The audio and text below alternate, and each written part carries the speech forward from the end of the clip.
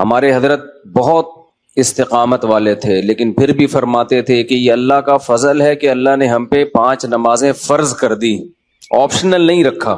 Optional ہوتی نا، اختیاری ہوتی تو شاید کوئی بھی نماز نہ ہوتی، ہم سے سوچتے ہی رہتے کہ چلو 5 نمازیں پڑھنا ثواب ہے تو پرسوں سے پڑھیں گے۔ اللہ نے ایسی فرض کی ہے کہ زمین آسمان ادھر سے ادھر ہو جائے، سفر میں ہو، حضر میں ہو، بیماری میں ہو، خوشی میں ہو، غم میں ہو، یہ نہیں چھوڑنی، ٹھیک ہے نا؟ تو مجبور ہیں بھائی۔ اللہ نے کہا کہ میں کوئی عذر مانوں گا ہی نہیں، سفر ہو کچھ بھی ہو پڑھنی ہے۔ ہم پہ ڈال دی جاتی کہ ٹینشن میں ہو تو چھوڑ دو، خوشی میں ہو تو پڑھ لو۔ تو ہم تو یہی سوچتے رہتے ہیں بھائی ابھی تھکاوٹ ہے، آج رات دیر سے سویا ہوں تو فجر میں اٹھ گئے تو نیند پوری نہیں ہوگی، تو ایسا کریں گے 11 بجے پڑھ لیں گے، یہی سوچتے رہتے۔ اللہ میاں نے کہا کہ رات دیر سے سو، جلدی سو، یہ تمہاری ٹینشن نہیں ہے، یہ تمہاری ٹینشن ہے، یہ میرا مسئلہ نہیں ہے۔ میں نے کہہ دیا ہے فجر کا مطلب فجر ہے، ظہر کا مطلب ظہر ہے، عصر کا مطلب عصر ہے۔ ابھی ہم امریکہ گئے نا تو جہاز جاتے ہوئے سورج کی سمت میں جا رہا ہوتا ہے، تو ایک نماز بھی نہیں آئی راستے میں۔ ہم نے ظہر پڑھ تو لی، لیکن نہیں بھی پڑھتے تو امریکہ پہنچ کے بھی مل جاتی، کیونکہ سورج کے ساتھ ساتھ چل رہے ہیں۔ واپسی پہ مخالف آ رہے ہیں تو ٹھکا ٹھک نمازیں آ رہی ہیں۔ اب جب ٹھکا ٹھک نماز آ رہی ہے، ایک نماز کا ٹائم، فوراً دوسری نماز، فوراً تیسری نماز، فوراً چوتھی نماز، فوراً 5ویں نماز۔ اور اللہ نے فرض نماز میں کہا ہے کہ کھڑے ہو کے پڑھو، قبلے کی طرف پڑھو۔ یہ ممکن نہیں ہے تو پھر مجبوراً بیٹھ کے پڑھو، لیکن فرض نماز پھر بعد میں لوٹانی چاہیے، کیونکہ فرض نماز اصل میں قیام بھی فرض ہے اور قبلہ رو ہونا بھی فرض ہے۔ تو اب ہمارے ساتھ دوست تھے، انہوں نے کہا کیسے؟ میں نے کہا مجبوراً بھائی پڑھنی پڑے گی، اللہ کا حکم ہے، نماز آپ سفر میں نہیں چھوڑ سکتے۔ اللہ نے 4 کی 2 کی ہی اسی لیے کہ میں نے 4 کی 2 کر دی ہیں، چھوٹی کر دی ہے، اس لیے کہ چھوڑنا نہیں ہے، آدھی کر لو۔ چھوڑنے کا آپشن ہوتا تو اللہ پھر کہہ دیتا ٹینشن میں ہو تو چھوڑ دینا، نہیں تو پھر پوری پڑھ لینا، یہ کہتا نا اللہ تعالیٰ۔ اب جب نماز کا ٹائم آیا، ہم نے کہا بھائی کہ نماز پڑھنی ہے، تو وہ نماز میں جہاز میں جگہ کہاں دیتے ہیں؟ خیر ہم نے ریکویسٹ کی تو جگہ آگے، انہوں نے کہا آگے جا کے پڑھ لو۔ تو ہم نے کیا کیا، ہم نے کہا بھائی آج کل ایک ایپ آ رہی ہے جو لوگ جہازوں میں سفر کرتے ہیں، اس کا نام ہے حلال فری کر کے کچھ ہے، نام بھول گیا میں، بڑا زبردست نام ہے، آپ لوگ نوٹ کر لیں، وہ کبھی جہاز میں سفر ہو نا، حلال ٹرپ، یہ ایپ ڈاؤن لوڈ کر لیں اپنے موبائل میں۔ اور اگر ڈاؤن لوڈ نہیں ہو رہی تو ڈائریکٹ گوگل پہ بھی سرچ کی جا سکتی ہے، حلال ٹرپ گوگل پہ لکھیں تو وہ ایک ویب سائٹ آ جائے گی، وہ کھولیں، وہ آپ سے مانگے گا جہاز کے ٹائمنگ کیا ہے، کدھر سے کدھر جا رہا ہے، کیا تاریخ ہے، آپ اس میں ڈالیں گے، ٹھک کر کے وہ بتا دے گا کہ آپ کی جو گھڑی میں اس وقت ٹائم ہو رہا ہے اس کے مطابق فجر کتنے بجے، ظہر کتنے بجے، عصر کتنے بجے، مغرب کتنے بجے، عشاء کتنے بجے، اور اتنے بجے قبلہ کہاں ہوگا، اتنے بجے قبلہ جہاز میں کس سمت میں ہوگا۔ تو بڑی خاندانی ایپلیکیشن ہے، تو وہ آپ جیسے ہی ڈالیں گے ٹھک کر کے، تو ایک گھڑی آپ ایسی رکھیں جو چینج نہ ہو ٹائم اس کا۔ تو یہ خوب مسئلہ سمجھ لیں کہ جہاز میں آپ کو کھڑے ہو کر نماز پڑھنی ہے، اگر ممکن نہ ہو اجازت نہ دیں پھر مجبوراً بیٹھ کے پڑھیں، لیکن اس نماز کو لوٹا لیں۔ تو ہم نے تو کھڑے ہو کر اجازت مل گئی تھی، ہم نے کہا چلو پڑھتے ہیں۔ اس میں یہ آسانی ہے کہ ظہر اور عصر اکٹھی، لیکن کیسے اکٹھی؟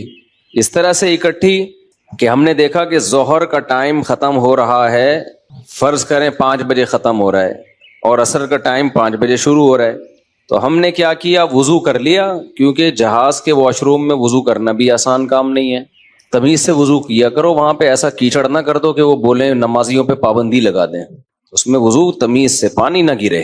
میں تو وضو کر کے ٹیشو سے سب نیچے صاف کرتا ہوں تاکہ کوئی نیا بندہ جائے نا وہ یہ نہ کہے یہ مولویوں کی وجہ سے دیکھو کیچڑ کتنا ہو گیا، برا امیج نہ جائے، تو صاف ستھرا کر کے بالکل اس کو، کوئی بات نہیں، ہاتھ خراب ہو جائے گا اس کو دھو لو آرام سے، لیکن امیج اپنا خراب نہ کرو کہ یار یہ نمازی لوگ جب بھی جہاز میں آتے ہیں کیچڑ کر کے جاتے ہیں۔ ایک نے مجھے بتایا، پائلٹ نے، کہ ہم کہیں جا رہے تھے، کہیں اجتماع تھا، تو سارے نمازی بیٹھے ہوئے تھے جہاز میں، تو کہہ رہے جہاز کی حالت یہ ہو گئی تھی کہ جیسے کوئی تالاب بنا ہوا ہوتا ہے، سارے وضو کر کر کے آ رہے ہیں گیلے پاؤں کے ساتھ پورے جہاز میں، نہ کہتے ہیں ایسا کیچڑ ہم نے زندگی میں کبھی نہیں دیکھا جہاز میں، تو کتنا برا امیج گیا نا۔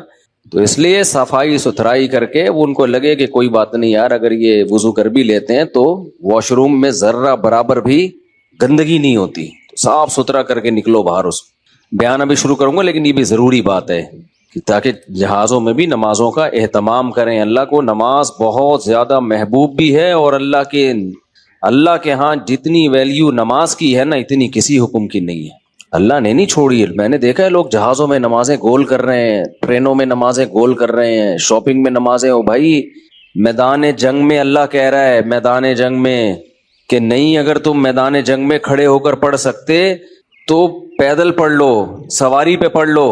اے اللہ بعد میں پڑھ لیں گے نا، جنگ سے جب فارغ ہو جائیں گے پھر پڑھ لیں گے، ابھی کیا ٹینشن ہے. اللہ نے کہا ان الصلاۃ کانت علی المؤمنین کتابا موقوتا، نماز مومنین پر مقررہ اوقات میں فرض ہے. یہ نہیں ہے کہ بعد میں پڑھ لو. کتنے آرام سے کہتے ہیں بھی سفر میں ابھی کہاں جائیں کیا کریں. نہیں بھائی، نمازی آدمی زمین آسمان ادھر سے ادھر ہو جائے وہ کہتا ہے بھائی چھوڑنی نہیں ہے، کچھ بھی ہو جائے. آج نمازی بھی نمازی نہیں رہے ہیں. تو ہم نے یہ ضرور کیا کہ کیونکہ اس میں وضو بہت مشکل کام ہے، تو اس میں پھر ہم نے یہ کیا کہ بھائی 5 بجے جیسے اپلیکیشن سے پتہ چل گیا شافی وقت کے مطابق 5 بجے ظہر قضا ہو رہی ہے، تو بھائی 4:45 پہ یا 4:50 پہ ہم نے ظہر پڑھ لی. قبلہ رخ کھڑے ہو کر 2 رکعت پڑھی ہیں. تھوڑی دیر میں عصر کا ٹائم ہو گیا، اسی وضو سے عصر نمٹا لی. سمجھتے ہو؟ تو یہ اس طرح سے نبی صلی اللہ علیہ وسلم نے نمازوں کو سفر میں جمع کیا ہے. اور یہ جو حدیث ہے نا جس میں آتا ہے نبی صلی اللہ علیہ وسلم نے بغیر کسی عذر کے سفر کے نمازیں اکٹھی پڑھی ہیں ظہر عصر کی، تو اس کا بھی یہی مطلب ہے. ایسے اکٹھی نہیں ہے کہ ظہر کو قضا کر دیا ہو یا عصر کو ظہر کے ٹائم پہ پڑھ لیا ہو، ورنہ پھر یہ جو آیت ہے حافظوا علی الصلاوات والصلاۃ الوسطی، نمازوں کی حفاظت کرو خصوصاً عصر کی نماز کی، پھر اس کا مطلب کیا ہو گیا؟ اس کا تو پھر مطلب ہی نہیں بنتا کوئی. تو حدیث کی وہ تشریح کی جائے گی جو قرآن سے میچ کر رہی ہو. تو اس طرح سے پھر مغرب عشاء بھی ایسے پڑھ سکتے ہیں آپ. مغرب کو ڈیلے کر دیا، عام حالات میں یہ مناسب نہیں ہے، نبی صلی اللہ علیہ وسلم کا معمول نہیں تھا، لیکن کبھی کبھار کوئی عذر ہو تو اس طرح سے ڈیلے کیا جا سکتا ہے. تو مغرب کو تھوڑا ڈیلے کیا عشاء کے قریب. صحیح بخاری کی حدیث ہے، اس میں حضرت عبداللہ بن عمر نے اسی طرح جمع کیا ہے کہ مغرب پڑھی تلبث یسیرن، تھوڑی دیر ٹھہرے پھر عشاء پڑھ لی. تو اس سے پتہ چلتا ہے کہ جن حدیثوں میں آتا ہے اکٹھی پڑھی ہیں تو ان کا یہ مطلب ہے جو بخاری میں بیان. خیر ابھی یہ ٹاپک نہیں ہے کیونکہ لوگ کہتے ہیں کہ یہ لوگ حدیثوں کو نہیں مانتے، حدیثوں میں تو 2 نمازیں اکٹھی پڑھنے کا ہے. ہم مانتے ہیں اکٹھی، لیکن اکٹھی کا مطلب کیا ہے؟ تو خلاصہ یہ کہ کسی قیمت پہ بھائی نماز قضا بولو مت کرو. دیکھو بار بار ایک بات بیان کرتا ہوں، اللہ کے حکم میں آسانی ہے، لچک نہیں ہے. کیونکہ دنیا میں کوئی بھی قانون ساز اپنے قانون کو ہلکا نہیں سمجھتا. دنیا میں جو بھی حکومت ہوتی ہے قانون بنائے اور یہ کہے کہ یہ لازم ہے، اس کے بعد پھر وہ لازم نہ کرے، اور تو اس کا مطلب خود اپنے قانون کی ویلیو کو وہ ڈی ویلیو کر رہی ہے نا. یہی مطلب ہو گیا نا. دنیا میں کوئی یہ نہیں کرتا، تو اللہ قانون بنائے اور کہے کہ یہ فرض ہے، سفر میں بھی فرض ہے، حضر میں بھی فرض ہے، پھر اللہ کہ چلو میں نے کہہ تو دیا باقی تمہاری مرضی. نا نا نا نا نا نا صحیح ہے، اللہ نے کہہ دیا اب ہے تو ہے، اب آپشنل نہیں ہے. رمضان کے بار بار میں بتاتا ہوں نا، روزے میں مزدور کو بھی روزہ رکھنا پڑے گا، کتنی سخت گرمی ہو، کیونکہ اللہ نے قانون بنا دیا. بھائی بیماری میں سفر میں چھوڑ سکتے ہو، اس کا مطلب تیسرا کوئی عذر نہیں ہے، رکھنا پڑے گا. تو اس لیے جو فرائض ہے نا، واجبات فرائض، اس میں اللہ کے قانون آسان ضرور ہے، لچکدار نہیں ہے. جب ہے تو ہے. اسی میں ایک اور مسئلہ آ گیا عدت کا. کسی عورت کے شوہر کا انتقال ہو جائے، اللہ نے قانون بنا دیا، آسان قانون بنایا. زمانہ جاہلیت میں بہت مشکل تھا. جب کسی عورت کے شوہر کا انتقال ہوتا تھا تو زمانہ جاہلیت میں عورت 2 سال عدت گزارتی تھی. کتنی؟ 2 سال. اور اس 2 سال میں وہ میلی کچیلی رہتی تھی. یہاں تک بھی بعض روایات میں آتا ہے اس کی جگہ کو گندا رکھا جاتا تھا، مینگنیاں لا کے ڈال دی جاتی تھی گند میں رہے. اسلام نے اس حکم کو ختم کیا، یہ ظلم ہے عورت کے اوپر. اللہ نے حکم دیا 4 مہینے 10 دن بس، اور اس میں میلی کچیلی نہیں رہے گی، نہائے دھوئے، بس زینت اختیار نہیں کرے گی، زیور نہ پہنے، خوشبو کا استعمال نہ کرے، زینت اختیار نہ کرے، باقی نارمل رہے, گھر سے باہر نہ نکلے وہ. ایک صحابیہ نے نبی صلی اللہ علیہ وسلم سے اجازت چاہی کہ بھئی 4 مہینے 10 دن میں یوں کر لوں, میں فلانی جگہ چلے جاؤں. آپ نے فرمایا اللہ تعالیٰ نے تمہیں یہ آسانی دی ہے کہ وہ زمانہ جاہلیت کا حکم اللہ نے منسوخ کر دیا, اب اتنی آسانی دے دی, تو اب اس حکم کو فالو کرنا پڑے گا. اب آج کل خواتین کیا کرتی ہیں, شوہر کی ڈیتھ ہوئی, جو دیندار نہیں ہے ان کی تو بات ہی نہیں کر رہا نا, ان کی نظر میں تو عدت ودت کی کوئی 2 ٹکے کی حیثیت ہی نہیں ہے, وہ تو اس کو دقیانوسی حکام سمجھتی ہیں. لیکن جو دیندار ہیں وہ بھی بھائی, وہ ڈیتھ ہوئی, شوہر کا چہرہ دیکھنے کے لیے جا رہی ہیں ہسپتال, پھر وہ فلانے کے کام سے جانا ہے تو آج فلانے کے کام سے جانا ہے, تو آج یوں کرنا ہے, آج یہ کرنا ہے, یہ فلانے پورشن میں چلی جاتی ہوں, ماموں کے گھر جا کے عدت گزار لیتی ہوں. بھائی اللہ تعالیٰ نے جو عدت کے حکام دیے ہیں, شوہر کی ڈیتھ ہوتے ہی عورت کی عدت بولو شروع, اور عدت میں 2 کام لازمی ہیں, گھر سے نہیں نکلنا ہے, زینت اختیار نہیں کرنی. اب اس میں لوگ ہمیں تنگ کرتے ہیں, یار وہ چہرہ دیکھنے جانا چاہتی ہے ہاسپٹل میں, بھائی شوہر کو گھر لے آؤ. اگر بیوی نے اپنے شوہر کو دیکھنا ہے, میت کو گھر لے آؤ. عورت نہیں روڈ پہ آ سکتی, جنازے کی چارپائی کے پیچھے پیچھے جا رہی ہوتی ہے گھر سے باہر نکل کے, پھر اللہ کو غضب آئے گا. جب میں نے ایک آرڈر دے دیا ہے اس کو ہلکا کیوں لے رہے ہو؟ عیادت کے لیے نہیں جا سکتی وہ, سمجھ رہے کہ بھئی فلاں بیمار ہے تو چلو میں عیادت کے لیے چلی جاؤں, فلاں کی ڈیتھ ہو گئی چلو میں تعزیت کے لیے. حج ختم ہو جاتا ہے اس سے. حج کی کتنے مسئلے آتے ہیں, عورت نے حج کی درخواست دی ہوئی ہے, نام آ گیا, حج پہ جانے کی تیاری ہو گئی, شوہر کا انتقال ہو گیا, اب جس دن جانا ہے 4 مہینے تو ہو جائیں گے, 10 دن رہ جائیں گے. تو ہم کہتے ہیں بھائی 10 دن کیا, 1 گھنٹہ بھی رہ گیا ہونا 4 مہینے 10 دن ہونے میں, آپ کو 1 گھنٹہ پہلے بھی نکلنے کی اجازت نہیں. بے شک حج ضائع ہو جائے کوئی بات نہیں, حج کینسل ہو جائے, کیونکہ حج کی فرضیت پہ عدت مقدم ہے. حج اگلے سال بھی ہو سکتا ہے, عدت تھوڑی ہو سکتی ہے. تو ہاں یہ اللہ نے آسانی رکھ دی ہے کہ جس عورت کا کوئی کمانے والا نہ ہو, اللہ نے لچک, جہاں شدید ضرورت تھی وہاں اللہ نے خود بخود لچک رکھ دی کہ بھوکے تو نہیں مر سکتے نا, کمانے والا کوئی نہیں ہے تو کمانے کے لیے جا سکتی ہے, مجبوری ہے بھائی کمانا. اس میں فقہاء نے بیان کیا دن میں جائے بغیر زینت اختیار کیے, اور دن میں واپس آ جائے, اور صرف کمانے کی حد تک باہر نکلے, ادھر ادھر نہ جائے.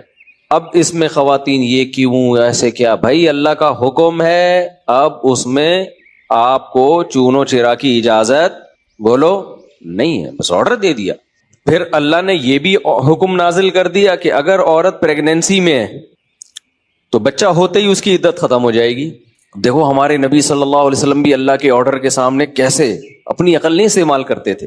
ایک صحابیہ کو حمل تھا, ان کے شوہر کی ڈیتھ ہوئی ہے اور ادھر بچہ پیدا ہو گیا, ادھر ڈیتھ ہوئی اور ادھر فوراً ہی. اب ان کو خیال ہوا بھائی اتنی جلدی تو عدت پوری نہیں ہوتی, تو کیا کرنا ہے, نبی نے سے مسئلہ پوچھا گیا, آپ نے فرمایا ختم.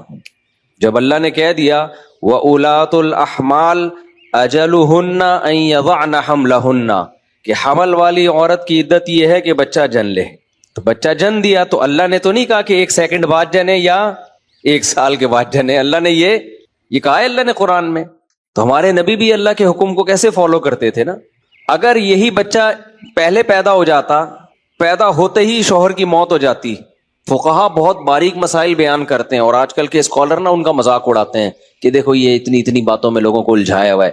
فقہا نے بیان کیا ہے کہ ادھر بچہ پیدا ہوا, کیونکہ ایسا ممکن ہے, قانون جب لکھا جاتا ہے تو امکان کو بھی لکھا جاتا ہے کہ ابھی آدھا بچہ پیدا ہوا ہے اور شوہر کی ڈیتھ ہو گئی تو کیا ہوگا.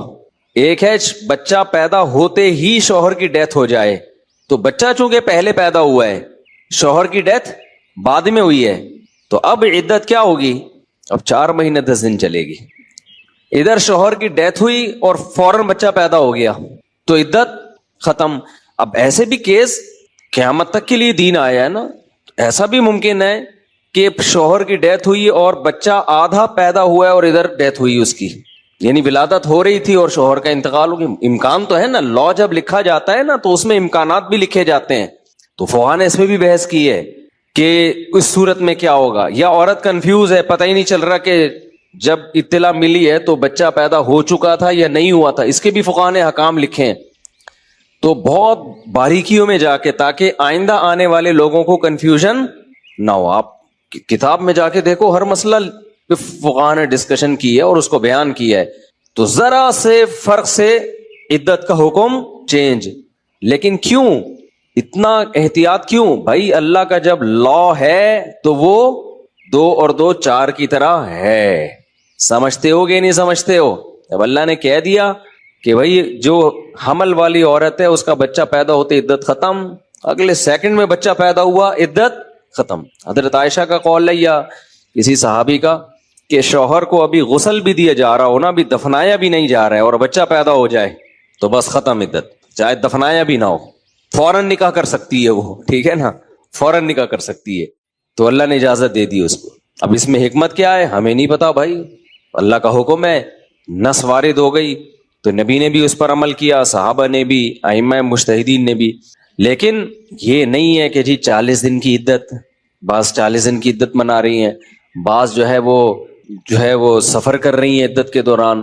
تو ہاں گھر اکیلا ہے، وحشت ہے اس میں، بہت زیادہ خوف ہے، کوئی خطرہ ہے چوری چکاری کا، تو مجبوری میں پھر وہ گھر چینج کر سکتی ہے. جیسے کوئی ایسی جگہ پہ رہ رہی ہو جہاں چور ڈاکوؤں کوئی ساتھ رہنے والا نہ ہو، وہ ایک الگ مسئلہ ہے.